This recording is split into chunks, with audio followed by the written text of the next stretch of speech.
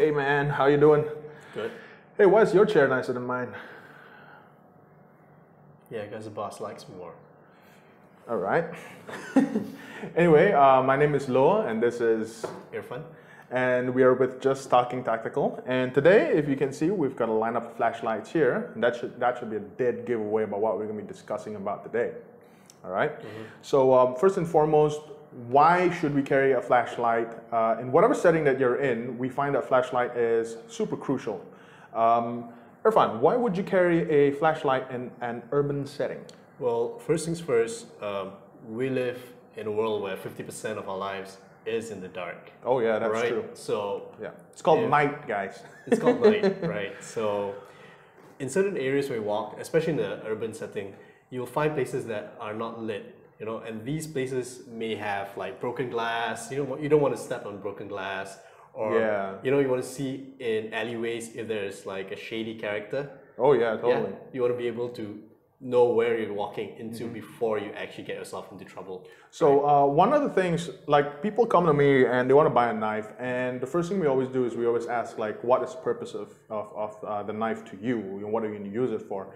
And sometimes they'll say we want to use the knife for self-defense purposes. The thing about that is, unless you are highly trained to use a knife as a self-defense tool, chances are you might come away from it worse off. Like if your attacker, chances are they're more used to violence than you are. So they might know how to use that weapon better than you do, in which case it will definitely be turned on you. A flashlight is easy to use. You pick it up, you just shine it at a guy, right? And shine it in his eyes, he's temporarily blinded, and now you can run.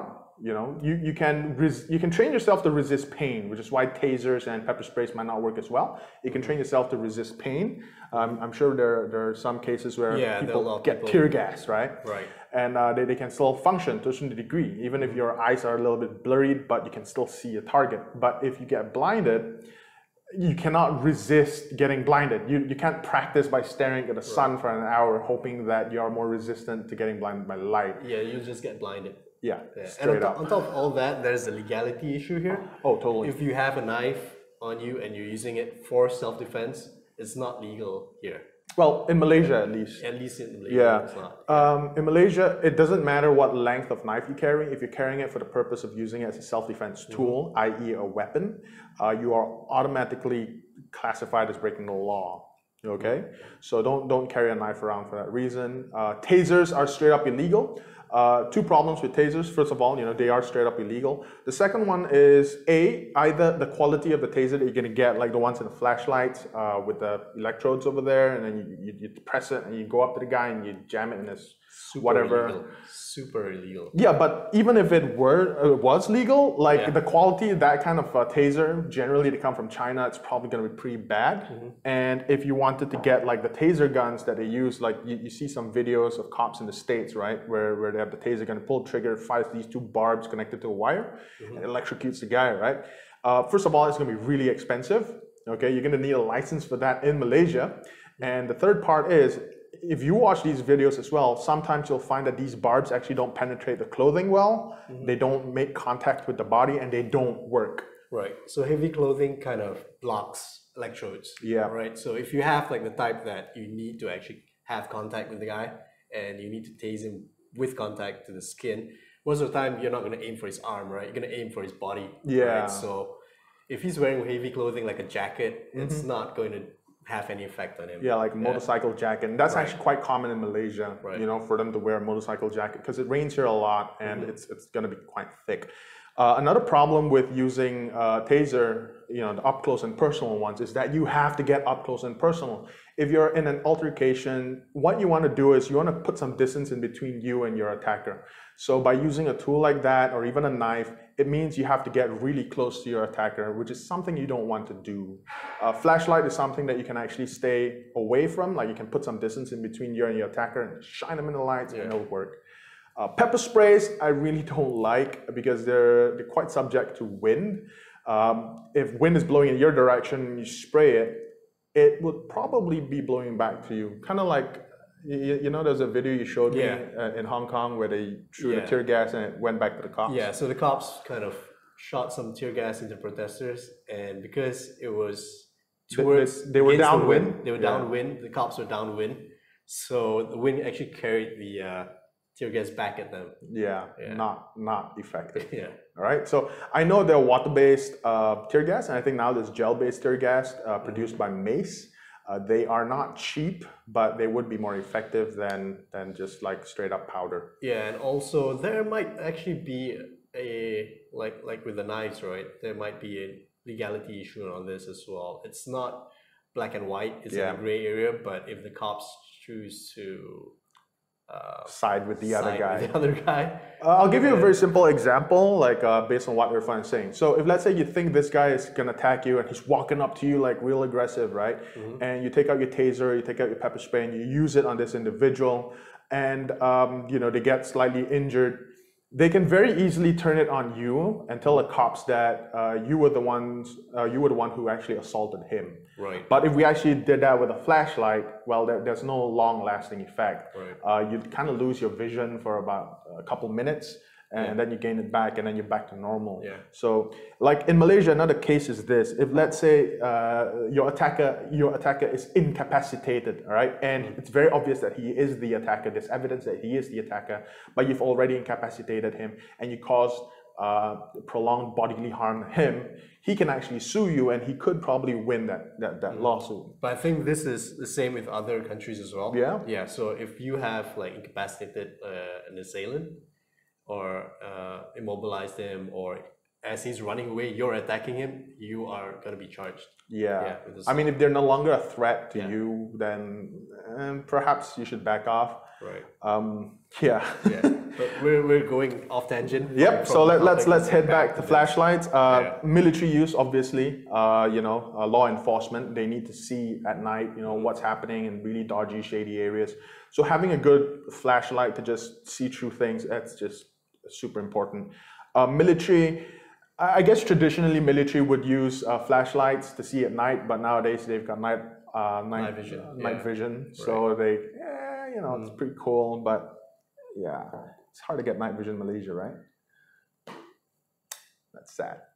All right, so okay, let's talk about the lights that we have lined up here. Me and Irfan, one thing we have in common is that we like or we prefer to purchase products that we can absolutely trust, that are absolutely reliable, durable, and tough. That's right. Reliability is right at the top. You want to buy something that will actually work when you're in a critical position. Yep. Right? And when you're in danger, you don't want to have a flashlight that just goes like, oops. Yeah, you don't want to find yourself in a situation where you need the light and then you go reach for your light, you press a button and it doesn't light up. Yeah. Okay, that's probably the worst thing that happened. I know some people might argue that it's not super critical as a civilian, but the fact remains, if you're on a road at night and it's dark and your car's broken down and you don't have headlights, or your battery's dead as well, and you need a little light to maybe change your tire or check your engine, things like that, you are going to want to make sure that your light's working. Yeah, you could always take out your phone and use that, but it's not reliable, it's not powerful enough. Sometimes it doesn't give you enough light. You may actually need to use your phone to call emergency lines. Exactly. Yeah. So you don't want to have to use it for both because you're just going to drain out your battery. Yeah, and phone battery life, I mean, it's not the longest lasting. Yeah, especially when you use a flashlight. Another thing is, if let's say you had to light up your vehicle in order to signal to other cars coming that your car is there, so that they know you're there and they don't hit you. Because again, you know, the road is dark and everything. You're going to need something that can light up your vehicle while you are, you know, attending to whatever emergency that your vehicle is facing. So reliability is definitely number one on our list of why we actually go with, or the criteria of a flashlight that we're going to go for. We want something reliable. And Surefire, for the longest time, has that reputation, right? Right. I mean, there's a reason the military uses it.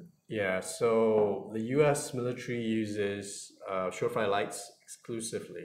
Yeah.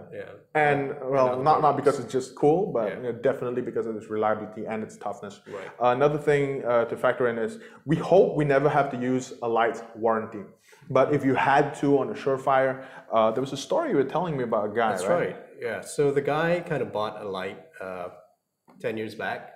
So at one time it was an incandescent light bulb, right? and the light failed on him like many years later, 10 years later, right? And he contacted Surefire and asked for a repair. So he sent in the light, and Surefire saw it and it's like, oh, it's an old model. They replaced it with a newer one, like an updated model, which is cool. LED, and well, it's a lot better than what he had before. But the light that he had was a collector's item to him. Ooh. Right? So you win some, you lose some, right? You want to have the newer, flashier light. But Surefire being like a very utilitarian company, and their lights being a very utilitarian company, I guess they prioritize first and foremost that now this guy has a better light, a more functional, brighter light than what he sent in. 10 years or so. Or definitely more than that, I think. More than that, yeah. Because LEDs are a lot more reliable than in-can lights. Right. Yeah, but the fact that they actually honor the warranty. Oh yeah, and gave the guy a new light. Absolutely, man. It just says a lot about the company. Okay, so now that is where the similarities between Mir and Irfan are. Okay, on this end of the table, I have my favorite type of light, and on that end of the table, we have what Irfan likes. Irfan, why don't you explain to us why? Fine, explain to us why you love the Stiletto. Right. So, it's not that I don't like tubular type lights. It's just that when I found when the Stiletto was first introduced, I liked it more because of its size and its shape. So it's flat. So usually you'll have like tubular lights, right? Like the EDC L2, which are more tubular. Or the Fury Tactical, which is super thick and tubular. Yeah. So I carry my light everywhere I go, but I wear it in jeans, and I don't want to have like a bulge of a jeans on the side pocket, right? So this the Stiletto is flat. Bulge in jeans. Yeah, I mean the side pocket, right? So the Stiletto is flat. It fits in your pocket nicely. It doesn't get in the way of your other like your keychains or whatever else you keep in your pocket. It has a very nice tactical switch, I suppose, and a button and activation button that goes 3 modes in the front. So if you use the activation switch, the tactical activation switch, it goes straight to full, right? Like the highest setting. Highest setting, right? And if you use a 3 mode button, it goes through the 3. So I like to have it like at high, and to be able to, if you go in like in the dark at night or in woods, wherever you carry your light, you want to have to be able to use the lowest setting, so that this is actually pretty cool. I mean, one key point about flashlights and self-defense, self-preservation that I always like to bring up is that you need to be able to access your highest setting or your defense type setting on the first click. I've seen people use, like, there's some Chinese lights out there where you have strobe, right? And people really want strobe for whatever reason. I guess it's to disorient the attacker. I mean, but this thing has strobe as well, but I feel that the strobe function sounds like a gimmicky kind of thing. Yeah. And again, this is just our opinion. We happen to agree on this. Oh, another thing. But the reality is you have to reach your defense function on your light on the first click. The reason is because if you're in a high stress environment, like you're getting mugged, you really don't want to have to fumble around with the buttons looking for your strobe. You just want to click and boom, you know, you're already on that setting that's going to help save your life. So a lot of these Chinese lights, what they'll have is, you know, you've got to cycle through it, like press it 3 times, and then it'll enter strobe, and then only you can actually use it in a self-defense capacity. The problem with that is if you fumble and you clicked one too early or you clicked one too late, then you're not in that setting, and you know what? You're now at a lower level of effectiveness. And your attacker will know what you're about to do. And and they can react. Screwed. Pretty much. They're screwed. So it's cool that this one you've got the brighter setting first, and then you can actually turn it on the lowest setting. You want to read a map or something at night. Yeah, so it's the best of both worlds. You have the ability to go full bright on the first go with the tactical switch, or go low with the 3 mode switch. Yeah. So another cool thing, let's talk about the 3 different type of lenses that come with Surefire. You've got the TIR, you've got the reflector, and you've got a max vision beam. Right. So this is max vision beam, right? That's max vision. So what max vision beam essentially is, whatever light that they have, they're going to spread it out far, so you can see a larger area, but it doesn't go as far. Okay, so if you're searching for like your keys on the road, this is fantastic to have. Max vision beams, fantastic to have. This EDC L2T is also max vision beam, and I have locked it out. There we go. So while it's got a bigger hotspot, if we were to compare it to the other reflectors, it actually does go a little bit wider, but not as far. Then you've got the TIR, which we don't have here today. We don't have TIR. Yeah. So TIR, what it essentially is, it's a narrower beam, but it goes much further. So they throw that light further.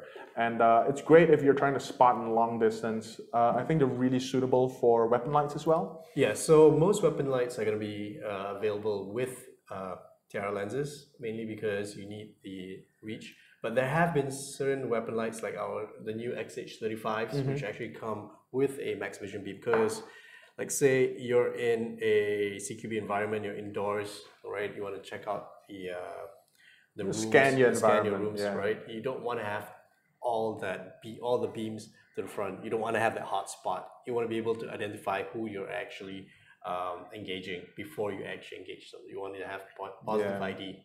Right? And if you have a tight beam, sometimes you know there might be more than one target, or there might be certain things that you want to pick up, but because the beam was so tight, you did not manage to see it until you actually scanned over it. Where a wider beam would allow you to pick up multiple things at a time, kind of like a shotgun. Like a shotgun. Okay. Anyway, then you've got the reflector, which is what the Fury is, which is a bit of both. You've got a pretty decent amount of flood, and you've also got a pretty decent amount of hotspot, in which case you can actually throw the light out reasonably far as well. I think I've taken this guy up to at least, I've tested it in the field, at least about 200, 250 meters. Yeah, because it's got quite an output on that. Yeah, 1500 lumens. Okay, now it's my turn to talk about my favorite light. I like all the lumens. I like power. I've always liked it, and I don't mind carrying something a little bit bulkier. Irfan carries his light in his pocket. I carry mine in a pouch that sits on my belt at my waist. I want raw power. Okay, sometimes you need to see up to a further distance. Sometimes you need to, like if you're looking through glass, for example, that becomes a photonic barrier. Yes. Am I using the right term? That's it, right? Yep. So you need to penetrate that, and when you turn it on, it needs to go through that and still light out what's behind. So I want all the power, and I am kind of greedy in that sense. But even if I wanted all the power, I still want it in a nice carryable package like this. I know there are some lights out there which are like, I don't know how many thousand lumens, but they're like that big. And it makes a whine when you turn it on because it has to cool the light down. It's pretty ridiculous if you ask me. Well, and it's also ruggedized. It's not just a small package, it's also ruggedized. Totally. Small package. I've had coatings on other lights, you know, scratch like super easy. Like you put on a pocket clip and you take it out and it's scratched up. You can start to see aluminum underneath that. I've done it with this one. There's no problems. I've actually dropped it a bunch of times and I still don't have any nicks on the bezel. Bezel's still pretty cool. Yeah, it's actually a really tough coating. In fact, there was a story that I saw on YouTube about an individual who had a weapon light. I think it was XH35, and he was firing. He put it on a Glock, I think, and when he put quite a few rounds through it, and he noticed that there was like a silvery, mark on the front where the muzzle blast would hit it. And the way it looked like the coating, it was a Surefire, right? So it looked like the coating was like blown off. And he was very upset about that. So he thought that maybe he'll try and clean it up before contacting Surefire. So he tried to clean it up and it didn't come out. Put solvent and everything and it didn't come out. And then he took, I think a plastic chisel or something and started to chisel away at it. And chunks of that silvery thing came off. So, and it turned out it was actually deposit. It was carbon deposits. Okay, and when he finally chipped everything off, I kid you not, looked brand new. So if that's not a testament to the quality of their finishing, I don't know what is. Okay, so that's pretty awesome if you ask me.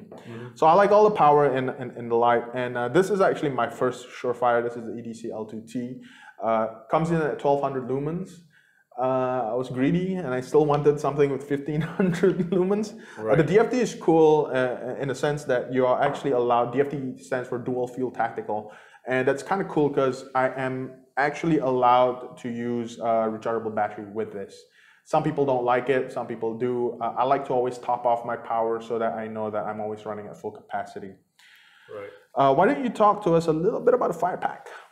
Right. So Firepack was actually designed with the YouTube vlogger in mind, right? So it has dual lights to give you a wider, smoother beam. So if we were to use it for lighting, like, I mean, we could probably use this for like what we're doing now, right? Hey, hey, let's give that a try. Yeah, could probably use it for our, oh, there you go. Yeah.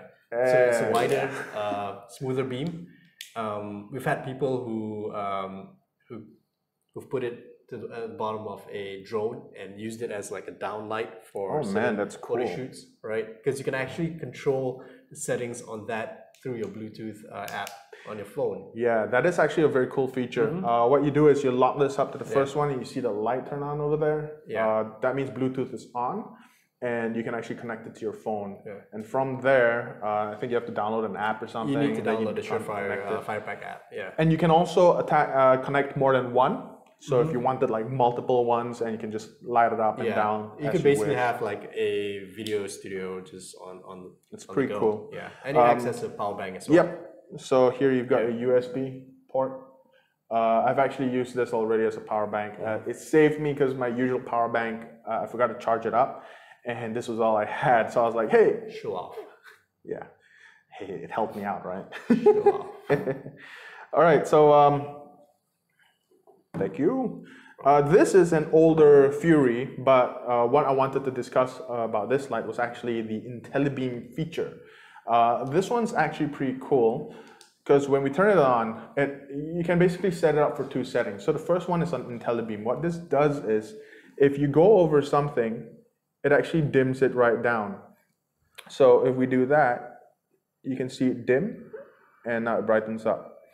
What it has is it's got a sensor here. So if you needed to actually suddenly read something, it dims it down so that you don't have the splash blind you. Right.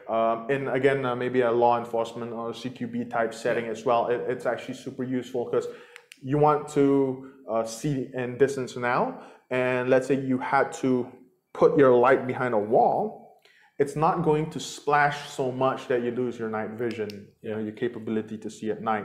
But if let's say you did want to have highest setting on, regardless of whether it's got spill, and you don't want the sensor to function, you just basically turn it on, turn it off, turn it on again, and now it's stuck on high. So you got, again, best of both worlds. The IntelliBeam function actually is super responsive. I mean, you can actually see where the sensor is right here. I'm not sure if you can catch that on the camera, but it's super responsive. It's pretty cool. Yeah, so what happens with the IntelliBeam is that when you shine a light, the reflection from your target, right, reflects back towards you, and that's where the sensor picks it up. Yep. And they do this all within a few milliseconds. Super fast. Super fast. There's even a version of the IntelliBeam for the M600 for weapon light. So it's actually been adopted by a few units, and I think that we'll probably be seeing more about the M600 IntelliBeam in the future. Cool, super cool. All right, so this is the EDC L2T. I did talk about it a little bit, but I didn't really go in depth into it. So it's a lot smaller than the Fury. Okay, so this guy runs only on primaries. It doesn't. You could actually put a 16650, but I don't advise it. You get a lower output. Obviously, the runtime's also reduced. So lower performance. And I mean, Surefire batteries aren't that expensive anyway. They're like 12 ringgit in Malaysia. Yeah. Which is odd because like you can look for other CR123 and it costs you like 18, 20 bucks. 18 to 20 bucks. Which is ridiculous. Or more. And Surefire batteries are made in the States. I cannot brain this. Yeah, I don't understand either, but it's got a 10-year shelf life for Surefire batteries. So I don't understand why people are still buying Energizer and whatever. That's just weird. Anyway, so this is a reintroduction to the gas pedal type switch.